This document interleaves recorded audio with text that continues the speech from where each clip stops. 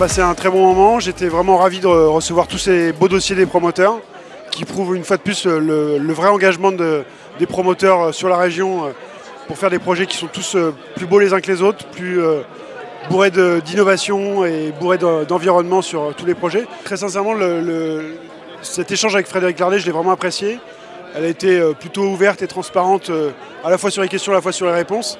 Et on a pu avoir un échange que j'estime constructif, notamment sur le sujet des logements sociaux, qui me tient particulièrement à cœur, sur lequel elle a clairement ouvert une porte ce soir. Donc c'est une chose très positive. On voit bien que les promoteurs, quand on travaille ensemble, répondent à tous ces nouveaux besoins qui arrivent sur nos territoires. Économie d'énergie, avoir moins chaud l'été, avoir pas froid l'hiver et que tout ça ne coûte pas trop cher. Donc vaste sujet, en tout cas vaste réflexion, mais on a vu qu'au sein de ces remises de pyramide, des solutions techniques existent aujourd'hui. Deux belles mixités dans les usages sur les deux opérations. En fait, je pense que les deux dossiers auraient pu concourir dans la même catégorie, mais stratégiquement, c'était pas intéressant de mettre deux dossiers dans la même catégorie. Donc ils ont quand même pas mal de points communs en termes d'innovation, en termes de mixité, d'usage fonctionnel. Et là maintenant, je crois qu'on est arrivé à vraiment un stade de performance pour l'ensemble de l'entreprise, où tous les services travaillent, tous les collaborateurs entre eux, chaque expert apportant ses compétences, et on arrive à ce résultat-là.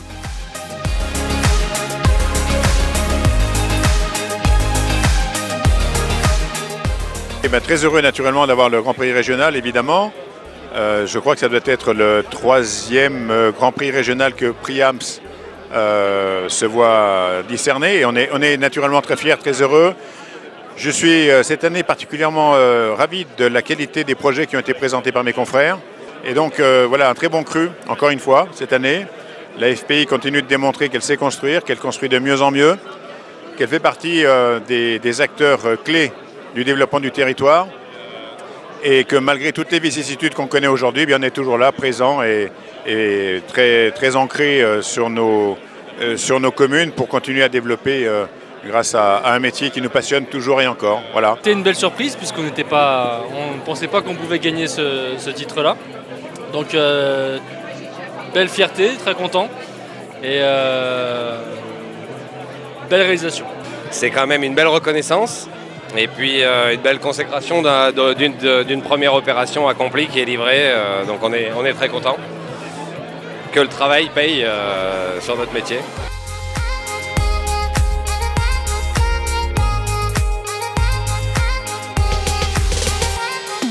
Ces deux prix ont été remportés par notre agence grenobloise et donc je salue le travail que fait Bruno. Il n'hésite pas à sortir de nos fondamentaux, enfin de notre cadre habituel pour aller effectivement vers de nouvelles perspectives, de nouvelles réflexions. Une fois de plus, le monde évolue, le métier évolue, la construction évolue. On a parlé de RSE. On parle de problématiques de chantier, on parle de hausse de coûts de fourniture, on parle d'intégration, on parle des relations qu'on peut avoir avec les élus aussi, qui se sont complexifiées aussi depuis ces dernières années.